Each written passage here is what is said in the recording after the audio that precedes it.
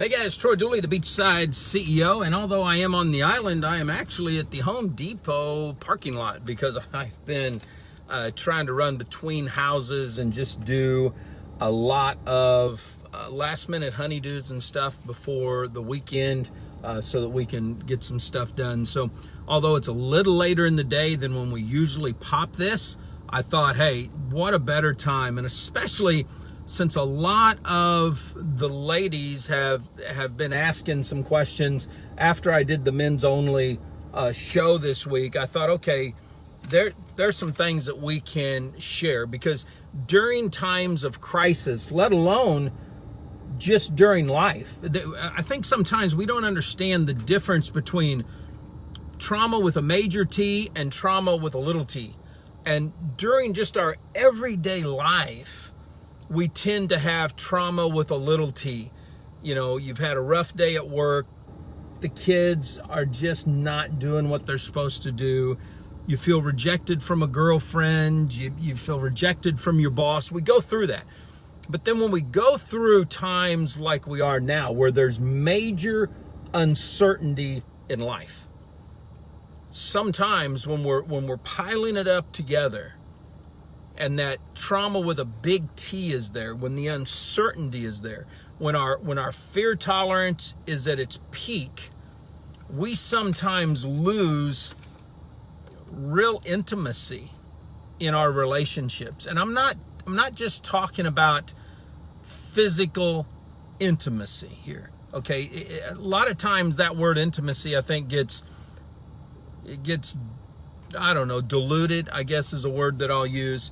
Because you've got really three major elements, or three individual intimacies. You've got physical intimacy, which I think everybody has. You know, if you look at the Greek language, you've got like 6 to 8 different words for intimacy or love that goes from the physical to the friendship and on and on. So you've got that physical side. But then you also have that emotional intimacy. I think sometimes that might be stronger in women than it is in men, but men have that need as well. And then you have a spiritual intimacy. You want to be able to know when you're going through trauma with a major T, that you guys are together on those 3 levels, because you're being bombarded, especially now. I was on a board call yesterday with the association. The Social Networking Association, and 3 of the most awesome moms on there, rock stars in their companies. They blow it and go it. I mean, they are just rocking it out in their business. And every one of them said, we are going through such a major shift because the kids are home. We're having to deal with the kids. We're having to deal with their school. We're having to try to do our business. We got our team to deal with. So we're going through trauma. And I thought this would be a perfect time, because men have this tendency when they're going through trauma just to go into their cave.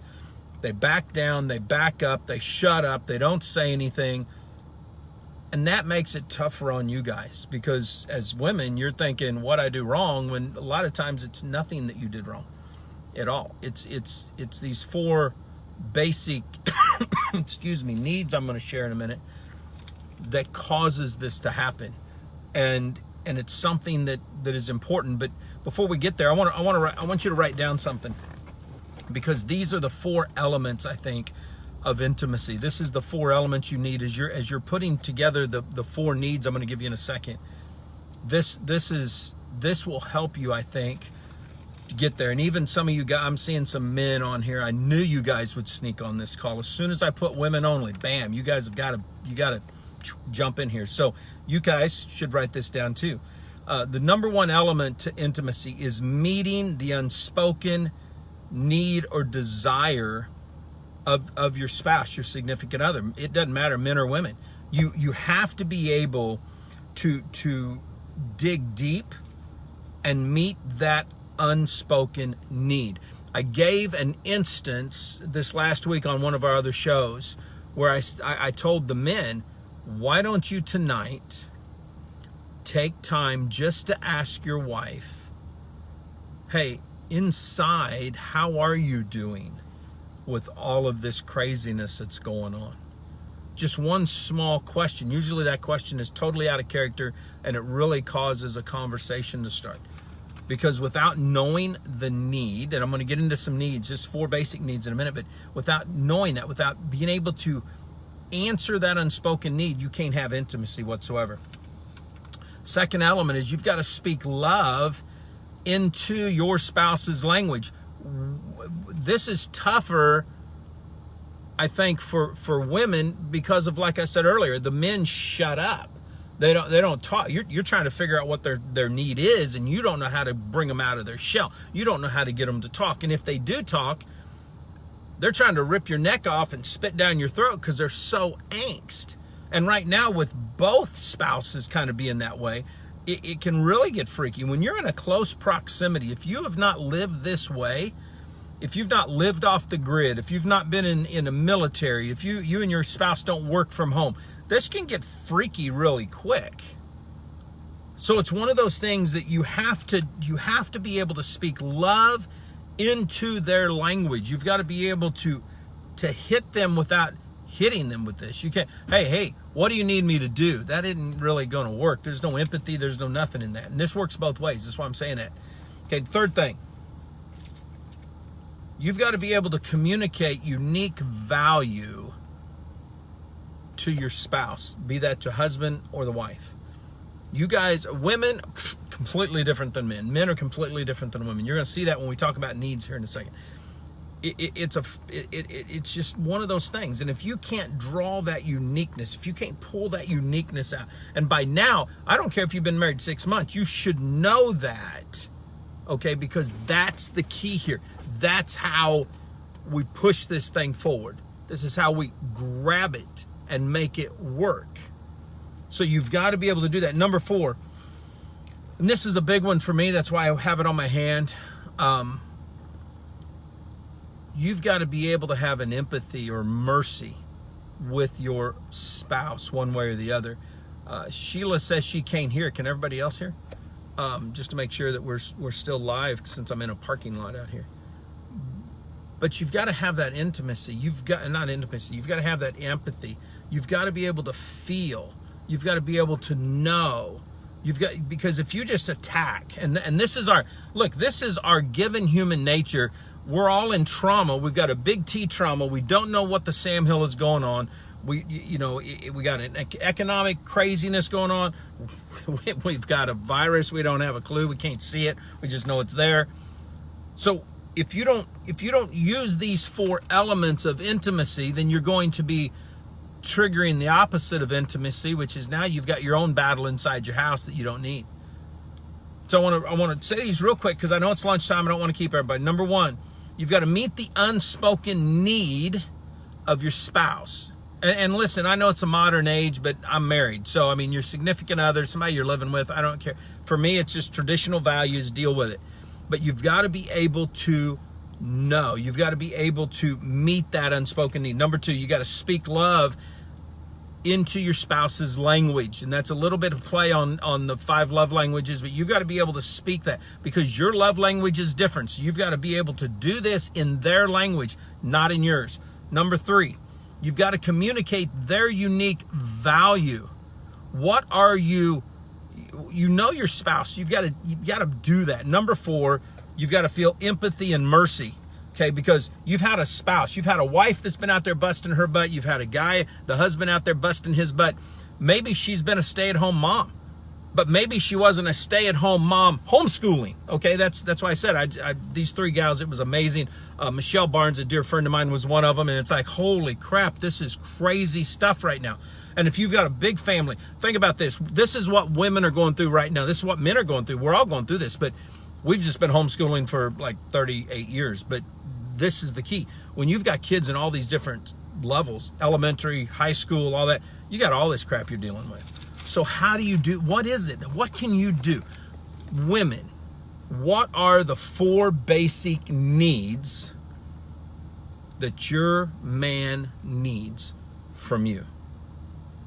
And guys, you're not getting off the hook. I'm going to give you the girls in just a minute.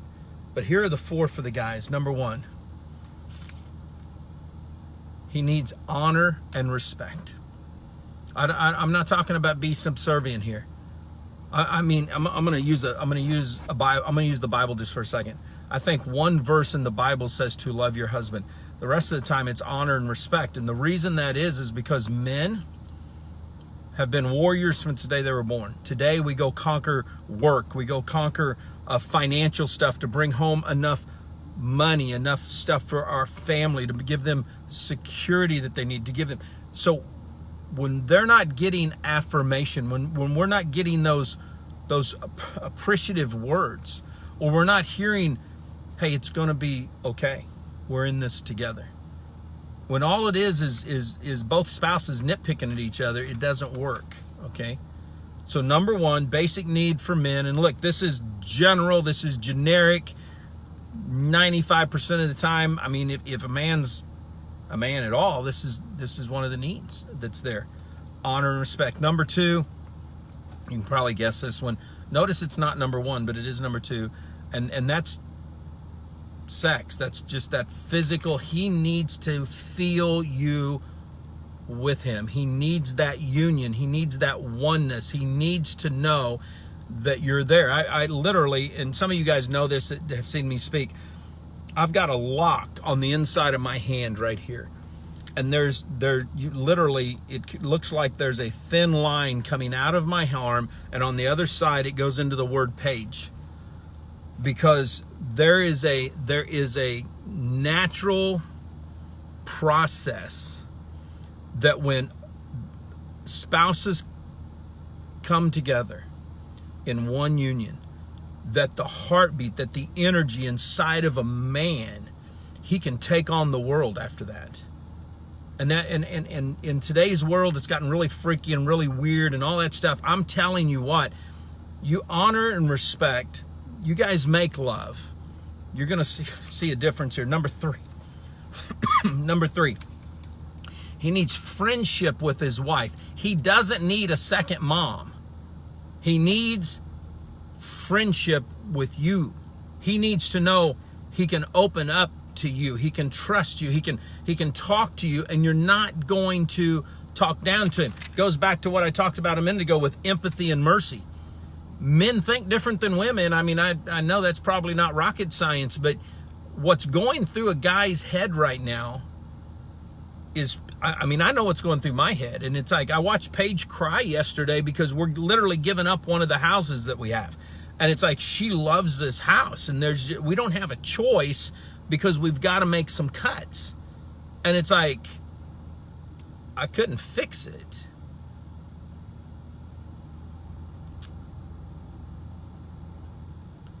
As much as I want to. Sometimes you just can't do that. So he needs friendship with his wife. Number 4 is that domestic support. And this is a two-way street here, but man, you guys have got to be in this together, helping each other cook dinner, helping each other keep the house clean right now, keeping the kids in line. I fall short on this one all the time myself, but this is what's needed, because when you guys are in this together and you are in this war right now together, okay, this is what you have to do. So the 4 basic needs of men: honor and respect, making love, sex, that physicalness, friendship with you ladies, and that domestic support at home. That doesn't mean you're doing all the dishes, doing all the stuff. That means that, hey, honey, here's what we're doing. We're doing this together. Now, men, okay, I told you, you're not going to get left out of this, okay? This is, you expect, and this is the stupidity of men, but we expect, hey, my wife should know all this stuff, and this is what's going to make me. No, because they think totally differently than you. And ladies, feel free. If I get this wrong, then just beat me up in the comments. Number 1 basic need for women is security. Financial, relationship, they need that security. They need to know, guys, that you are going to, in the middle of trauma, in the middle of anything, you're not sitting back, popping open a beer, watching reruns of ESPN or NASCAR, that you're actually doing something that, okay, we're going to figure this out. We're going to make this work. We know that we're in this together, but we can make this happen. We will make it work. They need that security. You get through the trauma, they need you not sitting on your butt being an idiot. They need you out there doing something. Number 2, Open and honest communication. Guys, you want friendship with your wife? Then sit down and listen. Don't talk. Just sit down and listen to it. Last night, I did that. I sat down with Paige. I said, hey, seriously, how are you doing? And she said, well, today I felt like I just wanted to get out of the car and have a nervous breakdown and just yell because all the girls were just all over each other. My head hurts, my neck hurts, my back hurts. I said, well, good. Why don't we do this? Let me rub your neck, and then you can go take a bath, and I'll crash. And we sat there, and she just talked for a while. I didn't really have anything to say. I just let her talk. Open and honest communication. But guys, listen to me. If she asks you a question like, how was your day? She doesn't want to hear, it's fine. That's not what she wants. She wants to know about your day. It's plain and simple. If you're saying something about your day and she asks a question, it's because you caused her to think of something else that she wants to know. So do your best to answer it. Open and honest communication. Again, girls, if I get this wrong, let me know. Guys want sex. Listen, guys. Hello. Here's what girls want. Soft, non-sexual hugs. Non-sexual affection, okay? Doesn't mean that they don't want to make love to you. It just means sometimes she just wants to be held. Sometimes she just wants to know that you're there for her. She wants to know that she can feel your heartbeat without you saying, woohoo, let's go. And number 4, leadership. Let me say these again. And again, girls, if I get them wrong, you can say something. Security in every levels of the relationship. Open and honest communication. Not one word answers. Open and honest communication. Number 3, soft, non-sexual affection. And number 4, she wants leadership. Okay? Guys, we're all in this craziness. Most of us are having to stay in the houses, or we go out and then we come back into the house where social distancing is going to be something new, but eventually we're going to get back to normal.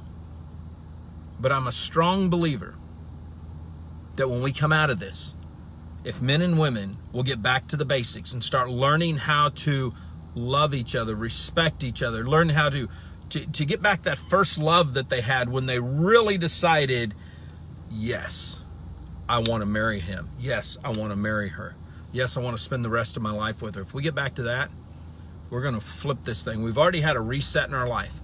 Doesn't matter whether you think God gave us the reset, whether you want to blame it on China sending over some weaponized virus. I think that's the newest thing I've heard. Doesn't matter what it is. We're in a reset, okay?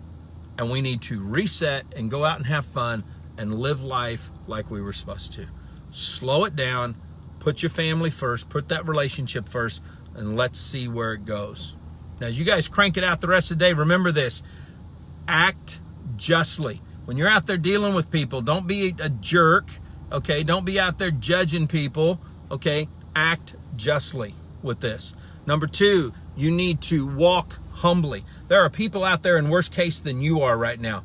And the reason I know that is because you're on Facebook, you're watching this thing, and they're out there wondering where's their next meal going to come from. So you need to help them. Find out in your community what you can do. Go out there and really show that. And number 3, you need to love mercy. Okay, we need to be willing to help each other. We need to come together.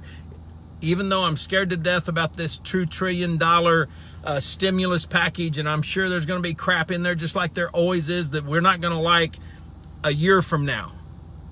At least both sides have come together and they're doing something for the people. Okay, and I believe that's going to be a positive thing there. And lastly, this is the big one. Love wins if you want it to. Guys, go out and have a great day, and we'll see you tomorrow.